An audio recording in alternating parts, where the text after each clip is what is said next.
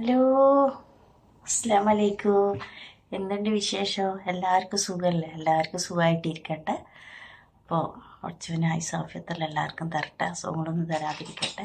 ഇപ്പം എന്തൊക്കെയുണ്ട് വിശേഷം? അപ്പുറം റൂമിൽ നിന്നൊരു തട്ടലും മുട്ടലെല്ലാം ഉണ്ട് കേട്ടോ. അവരെന്തോ അവിടെ ശരിയാക്കുന്നത്, അപ്പോൾ അതിൻ്റെ സൗണ്ട് ഉണ്ടാവും. അപ്പോൾ എന്തൊക്കെയാണ് വിശേഷങ്ങൾ? സുഖമല്ലേ? അപ്പം എല്ലാവർക്കും സുഖമായിട്ടിരിക്കട്ടെ. എനിക്ക് സുഖമാണ്, അൽഹംദുലില്ലാ, കുഴപ്പമൊന്നുമില്ല. ചുമയെല്ലാം മാറി, പിന്നെ പനിയൊന്നുമില്ല, പനിയെല്ലാം മാറി, ചുമയെല്ലാം മാറി. അപ്പോൾ കുഴപ്പമില്ലാതെ പോകുന്നുണ്ട്. അപ്പോൾ നമ്മളെ നോമ്പെല്ലാം ആയില്ലേ? അപ്പോൾ വേറെ എന്തൊക്കെയാ?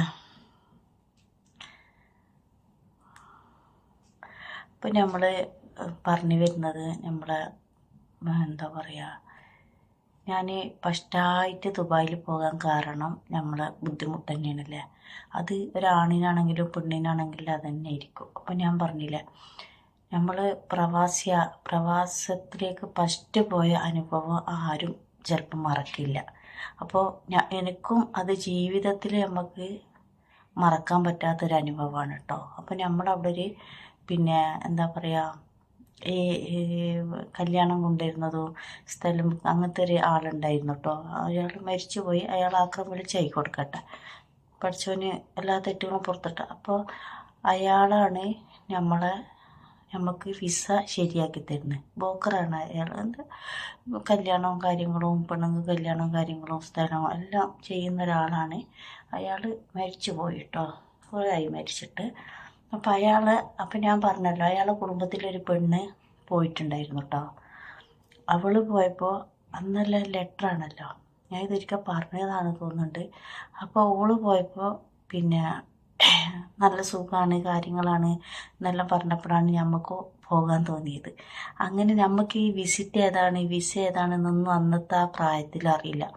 ഇപ്പോഴാണ് നമുക്ക് വിസ ഏതാണ് വിസിറ്റ് ഏതാണെന്നൊന്നും അറിയുന്നത്. അപ്പം നമുക്ക് ഇവർ തന്ന് പറ്റിച്ചത് നമുക്ക് വിസിറ്റ് ആയിരുന്നു. നമുക്ക് വിസ ഒന്നും അറിയില്ലല്ലോ, വിസിറ്റ് ആയിരുന്നു.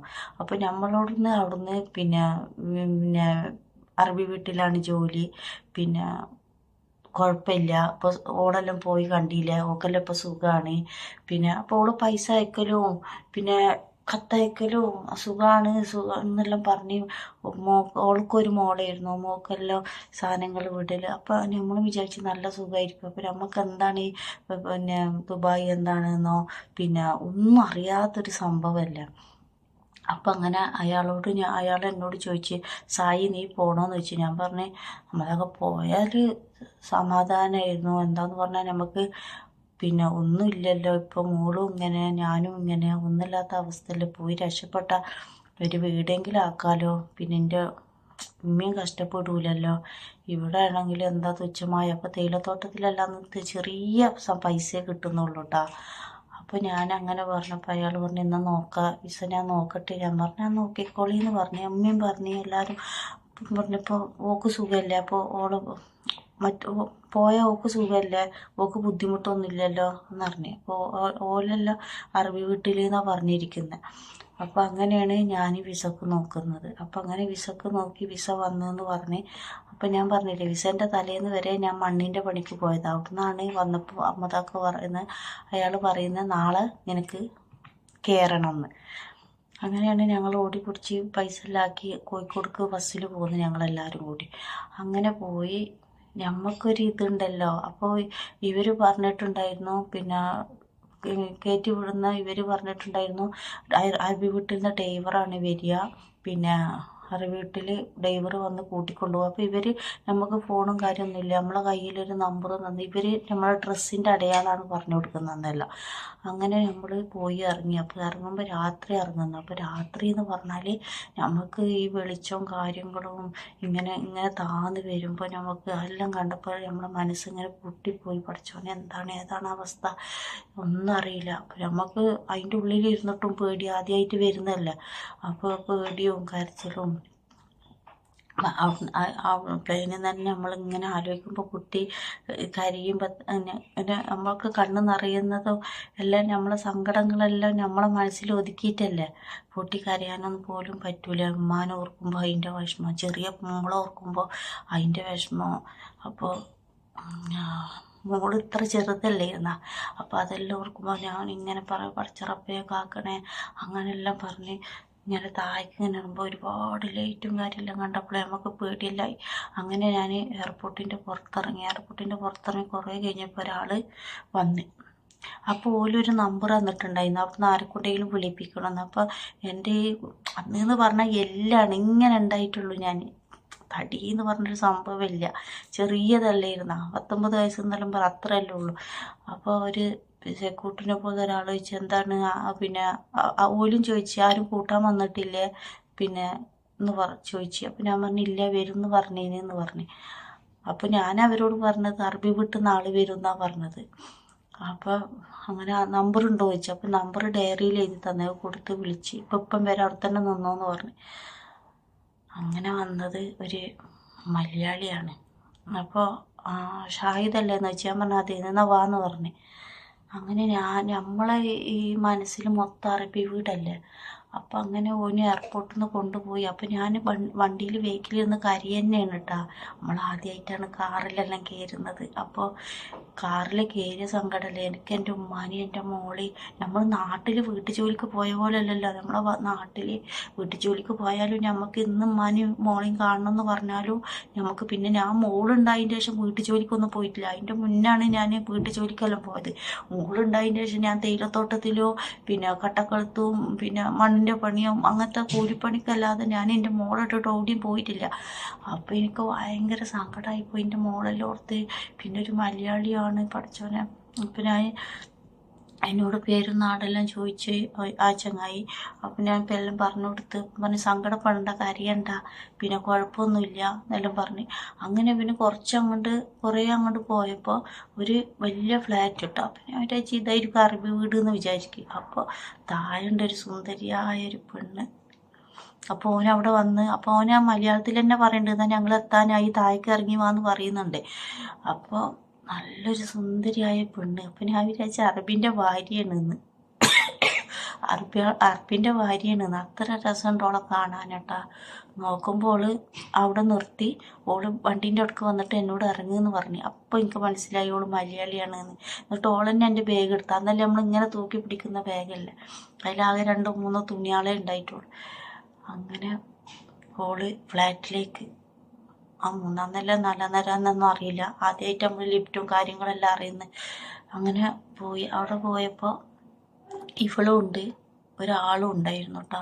അപ്പം ഞാൻ വിചാരിച്ചു ഇവിടെ ഹസ്ബൻഡ് ആയിരിക്കുന്നു. അപ്പം എന്നോട് പറഞ്ഞ് പിന്നെ വിശക്കുന്നുണ്ടോയെന്ന് ചോദിച്ചു. അപ്പം നമുക്ക് ഈ വിശപ്പും കാര്യമൊന്നും ഇല്ലല്ലോ, നമുക്ക് നമ്മളെ നാട് മാത്രം ചിന്തിച്ച് കരഞ്ഞു. അപ്പം ഞാൻ കരഞ്ഞപ്പോൾ പറഞ്ഞ് കരയണ്ട സാരമില്ല പിന്നെ ടെൻഷൻ അടിക്കണ്ട എന്നെല്ലാം പറഞ്ഞു. അപ്പം ഞാൻ ചോദിച്ചു ഇവിടെയാണോ ജോലി? അല്ല ഇവിടെ അല്ല ജോലി, പിന്നെ 2-3 ദിവസം കഴിഞ്ഞിട്ട് ഉഷാറാവട്ടെ, ഇപ്പം വന്ന ക്ഷീണമല്ല അത് കഴിഞ്ഞിട്ട് ജോലിക്ക് വിടാന്നെല്ലാം പറഞ്ഞു. അപ്പം ഞാൻ ആയിക്കോട്ടെ എന്ന് പറഞ്ഞു. അപ്പോൾ ഓൾ പറഞ്ഞു ഇന്നൊന്ന് മേത്ത് വെള്ളം ഒഴിച്ചിട്ട് വാന്നെല്ലാം പറഞ്ഞ് ഞാൻ ഡ്രസ്സ് എടുത്ത് നെയ്റ്റി ഉണ്ടായിരുന്നു അതെല്ലാം എടുത്ത് കുളിച്ച് വന്ന് ഓള് ഫുഡെല്ലാം തന്ന്. അങ്ങനെ 1 ദിവസം കഴിഞ്ഞ് 2 ദിവസം കഴിഞ്ഞ്. അപ്പോൾ എനിക്ക് നമുക്ക് എന്താ പറയുക, നമുക്ക് എങ്ങനെയെങ്കിലും ഒന്ന് നാട്ടിൽ വിളിക്കണോ. അപ്പം അന്ന് നാട്ടിൽ മൊബൈലും കാര്യമൊന്നുമില്ല. അന്ന് നമ്മളെ ചെറിയ ടൗണിൽ ബൂത്താണ് ഉള്ളത്. അപ്പോൾ ഞാൻ അവിടുത്തെ ശ്രീനോട്ടൻ്റെ നമ്പർ വാങ്ങി വന്നിട്ടുണ്ടായിരുന്നു. അപ്പോൾ ഓള് പറഞ്ഞ് നാട്ടിൽ വിളിച്ച് പറയാമെന്ന് പറഞ്ഞിട്ട് കുളിയെല്ലാം കഴിഞ്ഞ് ഫുഡെല്ലാം കഴിച്ച് അങ്ങനെ ഓള് നാട്ടിൽ ഓളെന്നെ വിളിച്ച് പറഞ്ഞ് ഷാഹിദ് അവിടെ എത്തീനെന്ന് പറഞ്ഞു. അത്ര തന്നെ ഒന്ന് ഓളെ ഉമ്മാനോട് പറഞ്ഞാലെന്ന് പറഞ്ഞു. പിന്നെ 3 ദിവസം കഴിഞ്ഞപ്പോൾ പിന്നെ കരച്ചിലും കാര്യങ്ങളും ഒന്നും കറിയായിട്ട് ഓള് ചോദിച്ച് നാട്ടിൽ വിളിക്കണമെന്ന് വെച്ചാൽ എന്നാണ്. അപ്പോൾ ഓളെന്നെ വിളിച്ചിട്ട് അവരോട് ഒന്ന് ഷാഹിദാൻ്റെ ഉമ്മാനോട് ഇത്ര മണിക്കൊന്ന് വന്ന് നിൽക്കാൻ പറയുമെന്ന് വെച്ചാൽ വന്ന് നിൽക്കാൻ പറയാമെന്നാണ്. അങ്ങനെ ഉമ്മ വന്നപ്പോൾ ഞാൻ മനസ്സ് പൊട്ടിക്കരഞ്ഞ്. പിന്നെ അപ്പം ഉമ്മ വെച്ച് മോളെ പണിക്കിറങ്ങിയെന്ന്. അപ്പം ഞാൻ ഉമ്മാനോട് പറഞ്ഞു ഉമ്മ പണിക്ക് എന്താണെന്നൊന്നും എനിക്കറിയില്ല. അപ്പം ഞാൻ ഈ മൊബൈൽ കൊടുത്തിട്ട് ഓളൊരു മൊബൈൽ അത് എത്ര പോകുന്ന മൊബൈലാണ് കൊടുത്തിട്ട് ഞാൻ അപ്പുറം റൂമിൽ പോയിട്ട് ഞാൻ ചോദിച്ചു ഉമ്മ വെച്ച് മോളെ ബുദ്ധിമുട്ടുണ്ടോ പണിക്ക്? അപ്പം ഞാൻ ഉമ്മാനോട് പറഞ്ഞു ഉമ്മ പണിക്കൊന്നും ഇറങ്ങിയിട്ടില്ല എന്താണെന്നൊന്നും അറിയില്ല. ഓള് പറഞ്ഞ് കുറച്ച് ഉഷാറായിട്ട് പോകാമെന്നെല്ലാം പറഞ്ഞ് ഒന്നും മനസ്സിലാവുന്നില്ല, ഇവിടെയാണ് എനിക്ക് എന്താണെന്നറിയില്ല മനസ്സിലെന്തോ ഒരു ടെൻഷനും കാര്യവും പേടിയെല്ലാം വരുന്നതെന്ന് പറഞ്ഞപ്പം പറഞ്ഞു ഉമ്മാൻ്റെ കുട്ടിക്കൊന്നും ഉണ്ടാവില്ല, ഉമ്മാൻ്റെ കുട്ടിക്കൊന്നും ഉണ്ടാവില്ല, ഉമ്മ ദുആ ചെയ്യാ, മോളെ പറ്റിയൊന്നും വിഷമിക്കണ്ട.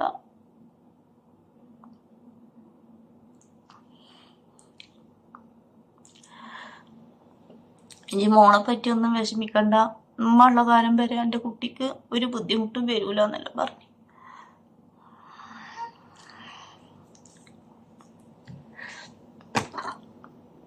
അങ്ങനെ 3-ാമത്തെ ദിവസം ഞാനിത് എടുക്കാനായിന് കേട്ടോ. അപ്പോൾ ഇവള് ഒന്ന് തടി ഉഷാറാവട്ടെ എന്ന് പറഞ്ഞിട്ട് പാലും കാര്യമെല്ലാം തരുന്നുണ്ട്. അപ്പം നമുക്ക് ഉച്ചക്ക് ചിക്കൻ കറി എല്ലായപ്പോൾ നമ്മളെ ഉമ്മാനെല്ലാം ഓർത്ത്. അപ്പം നമ്മളിങ്ങനെ വിചാരിക്കുന്നത് നമ്മൾ ഈ ചിക്കനെല്ലാം തിന്ന് ഇൻ്റെ ഉമ്മലെന്താ ഇപ്പം തിന്നണ്, അങ്ങനത്തെ എല്ലാം ചിന്ത വരുമല്ലോ. അപ്പം നമ്മളവിടെ ഈ ചിക്കനും കാര്യമൊന്നും വാങ്ങലില്ല. അത്രയും കഷ്ടപ്പാടായിരുന്നു എൻ്റെ വീട്ടിൽ.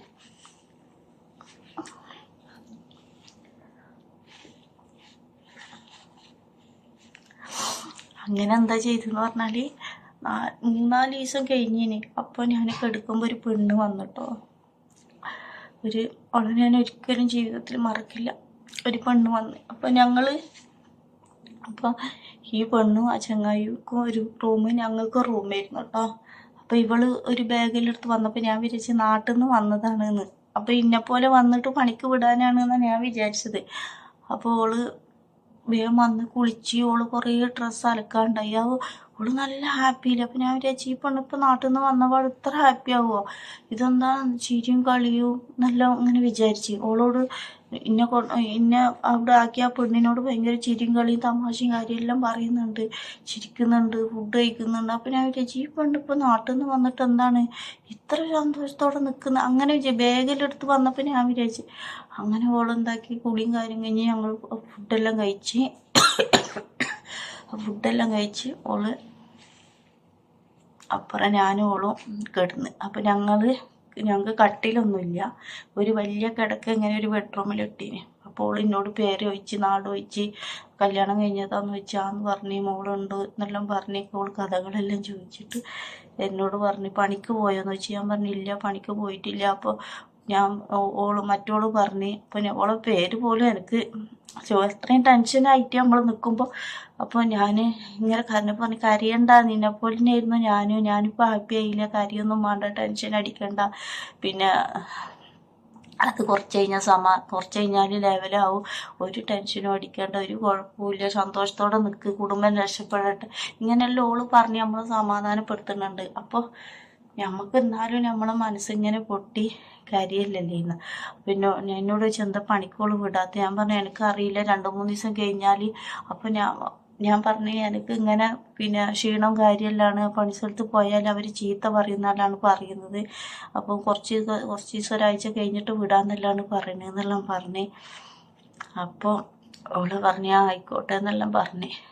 അപ്പോൾ എന്ത് പണിയാണ് ഏത് പണിയാണെന്നൊന്നും നമ്മൾ അറിയുന്നില്ല. നമ്മൾ വിചാരിക്കുന്ന ഇന്നല്ല നാളെ അറബി വീട്ടിൽ കൊണ്ടുപോയി വിടും, വീട്ടുജോലി അറബി വീട്ടിൽ എന്ന് പറഞ്ഞിട്ടാണല്ലോ നമ്മളെ കയറ്റി വിട്ടത്. അറബി വീട്ടിലേക്ക് കയറ്റി വിട്ടു. അപ്പോൾ എൻ്റെ അമ്മക്കൊരു ടെൻഷൻ എന്ന് പറഞ്ഞാൽ എന്നെ കയറ്റി വിട്ടിട്ട് ഈ കയറ്റി വിട്ട ചങ്ങായി ഉണ്ടല്ലോ, ആ പെണ്ണുങ്ങളെ ആങ്ങളിലൂടെയാണ്. അപ്പം എൻ്റെ അമ്മ അയാളെ കാണാൻ പോവുക. സായിൻ്റെ ഒരു വിവരവും ഇല്ലല്ലോ, പിന്നെ ഒരു വിവരവും ഇല്ലാതെ പറഞ്ഞ് കയറി പോകുമ്പോൾ അവിടുന്ന് ഒരു കൂട്ടത്തോടെ ഇരുന്ന് ചിരിച്ച് പറയണമല്ല. എൻ്റെ അമ്മ പറയുക, പിന്നെ ഫോൺ ചെയ്തപ്പോൾ എൻ്റെ അമ്മ പറയുക മോളെ ഞാൻ പൊട്ടിക്കരഞ്ഞു പോയിന്ന്. അയാൾ പറയണമല്ല ഓക്ക് വിസ ഒന്നല്ല, ഓള് 2 മാസം കൊണ്ട് റിട്ടേൺ തിരിച്ചു വരും, ഓളെ വിസിറ്റിലാണ് ഞാൻ കയറ്റി വിട്ടിന്, ഈ 2 മാസം കൊണ്ട് തിരിച്ചു വരും എന്ന് പറഞ്ഞപ്പോൾ എൻ്റെ അമ്മ വിചാരിച്ചോളുള്ള പൈസ കടവും കാര്യങ്ങളെല്ലാം ആക്കി എൻ്റെ കുട്ടീനെ വിട്ടിട്ട് ഇവരെന്തിനാണ് ഇങ്ങനെ ചെയ്തത്. ഇപ്പോൾ എൻ്റെ അമ്മക്കും ഈ വിസിറ്റ് എന്താ കാര്യം അറിയാം, 2 മാസത്തെ കൊണ്ട് ഇങ്ങനെ തിരിച്ചു വരും എന്നാണ് എൻ്റെ അമ്മ കേൾക്കുന്നത്. അങ്ങനെ എൻ്റെ അമ്മക്ക് ആ ടെൻഷൻ ഇത്രയും കടാക്കി പിന്നെയും ദുബായി പോയി. പാവം തിരിച്ചു വന്ന ആ കടഞ്ഞ് എങ്ങനെ വീട്ടു. ഞാനും എൻ്റെ അമ്മയും തേയിലത്തോട്ടത്ത് പണിയെടുക്കുക. അന്ന് മോളെ നമ്മളെ എസ്റ്റേറ്റിൽ തന്നെ, പിന്നെ എസ്റ്റേറ്റിൽ തന്നെ ഒരേ വക നമ്മളെ കുഞ്ഞുങ്ങളെ നോക്കാൻ ഒരു ആയനെ നിർത്തിയിട്ടുണ്ട്.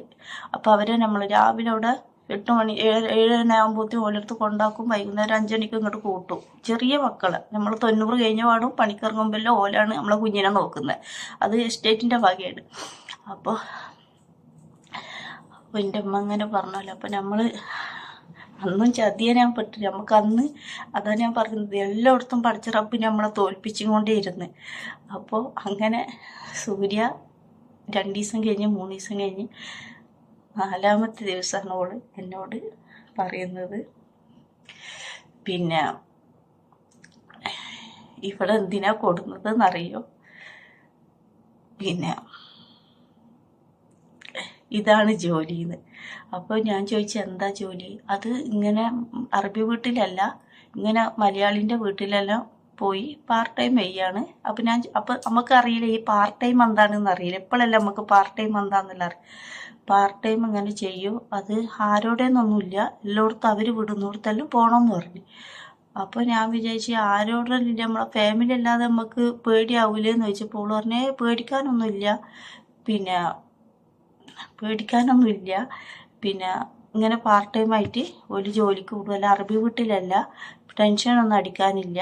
പിന്നെ അപ്പോൾ ചിലപ്പോൾ 2 ദിവസം 3 ദിവസം എല്ലാം അവിടെ നിൽക്കേണ്ടി വരും ജോലിക്ക്. പിന്നെ അത് കഴിഞ്ഞ് അപ്പുറം അവർ പിന്നെ ഡ്രൈവർ വന്ന് കൊണ്ടുപോയി വിടുന്നു. അപ്പോൾ നമ്മൾ വിചാരിച്ച്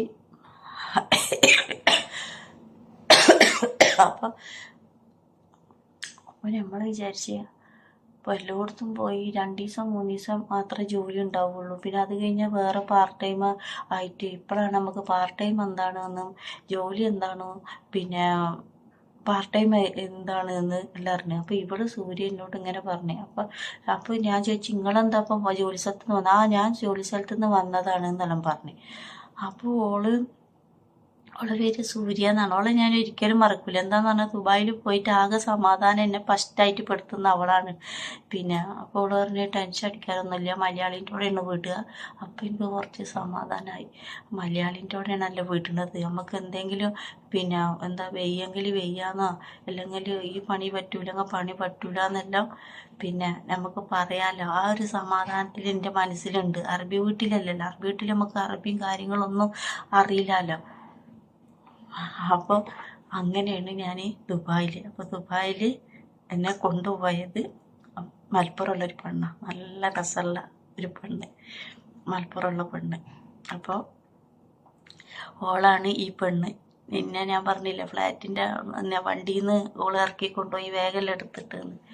പിന്നെ അങ്ങനെ ഓള് ജോലിക്കെല്ലാം പാർട്ട് ടൈമിനെല്ലാം ഒരു വീട്ടിൽ 2 വീട്ടിലെല്ലാം ആദ്യം വിട്ട് പിന്നെയാണ് കഥ മാറുന്നത്. അപ്പോൾ ഒരുപാട് ബുദ്ധിമുട്ടുകളും പിന്നെ നമ്മൾ സഹിച്ചിട്ടാണ് നമ്മൾ പ്രവാസത്തിൽ നിന്നിട്ടുള്ളത് അല്ലേ. ഞാൻ പക്ഷെ നാട്ടിലേക്ക് പോയിട്ടില്ല, വിസിറ്റാണെന്ന് അറിഞ്ഞിട്ടു ഞാൻ നാട്ടിൽ. അപ്പോൾ പിന്നെയാണ് ഞാൻ ഇവരുടെ അടുത്തുനിന്ന് പോകണം, ഇവരുടെ അടുത്ത് നിന്നാൽ ശരിയാവില്ല, ഇവരുടെ അടുത്ത് നിന്നാൽ ഞാൻ ആപത്തിലേക്ക് പോവുള്ളൂ എന്നെല്ലാം പറഞ്ഞ് അങ്ങനെയാണ് ഇവരോട് ഞാൻ കയറ്റി വിടണം എന്നെല്ലാം പറഞ്ഞപ്പോൾ ലക്ഷങ്ങളാണ് എന്നോട് ചോദിച്ചത്. ഞാൻ പറഞ്ഞില്ല ഞാൻ ഇവിടെ നിന്ന് മരിക്കും എന്നെല്ലാം പറഞ്ഞ് അങ്ങനെയാണ് ഞാൻ മരിക്കാൻ വേണ്ടിയിട്ടെല്ലാം നിന്നത്. അപ്പോൾ ഓട് പറഞ്ഞ് ഇത്ര ലക്ഷം ഞങ്ങൾക്ക് ഈ വിസിറ്റിനാണ്, നമുക്ക് ഇന്ന് ഒരു വിസിറ്റിന് ലക്ഷങ്ങൾ ചോദിച്ചാൽ പോയി പണിയൊക്കെ നമ്മൾ പറയും. അന്ന് ഒരു വിസിറ്റിന് എന്നോട് പറഞ്ഞത് ഇപ്പം കയറ്റിവിടാം, പക്ഷെ 3 ലക്ഷം ഞങ്ങൾക്ക് നഷ്ടമാണ് എന്ന്. എന്നാൽ ആ നഷ്ടം നമുക്ക് തിന്നാൻ നാട്ടിൽ കഴിവില്ല, പിന്നെ ഈ 3 ലക്ഷം എങ്ങനെ കൊടുക്കും അല്ലേ. അങ്ങനെയാണ് ഞാൻ ദുബായിൽ ഒരാളെന്നെ അവിടുന്ന് രക്ഷപ്പെടുത്തിയത്. അവിടുന്ന് എന്നെ രക്ഷപ്പെടുത്തിയിട്ട് എനിക്ക് ജോലിയെല്ലാം വാങ്ങിത്തന്ന ഒരാളുണ്ട്, ദൈവത്തിനെ പോലെ.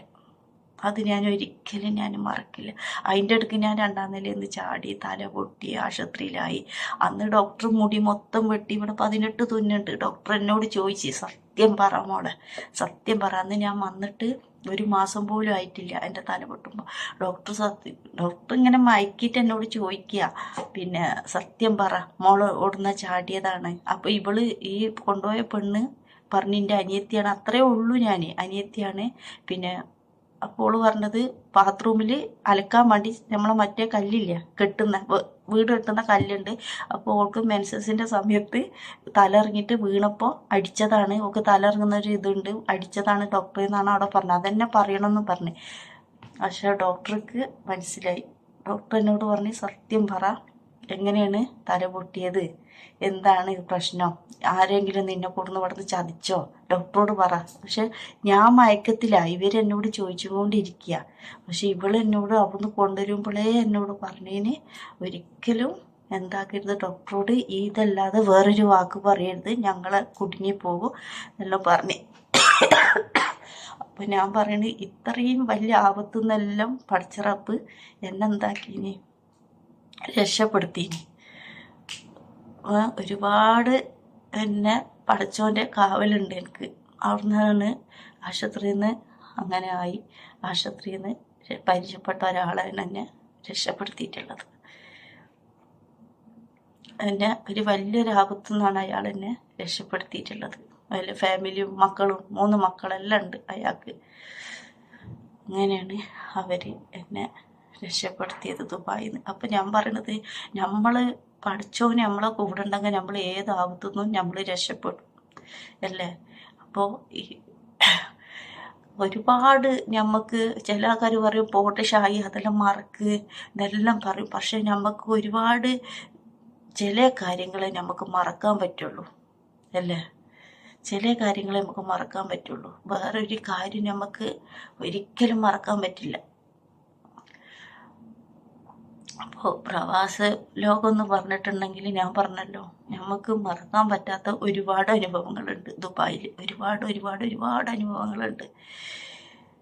അപ്പോൾ ബാക്കി ഞാൻ പിന്നെ പറയാം. എന്താന്ന് പറഞ്ഞാൽ ഇത് ഭയങ്കരമായി പോകും. അപ്പം നിങ്ങൾ പറയൂ എന്തോരു പിന്നെ ഷായി ഇത് കൂടുതലായല്ലോ വീഡിയോ എന്നെല്ലാം പറയും. ബാക്കി ഞാൻ പറയാം.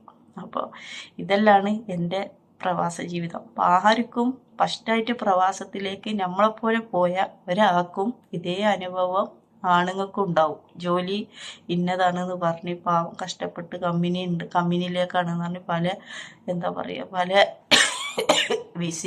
വിസയില്ലാതെ വിസിറ്റ് കൊണ്ടുപോയി കഷ്ടപ്പെടുത്തുന്ന ഒരുപാട് ആണുങ്ങളും ഉണ്ടാവും.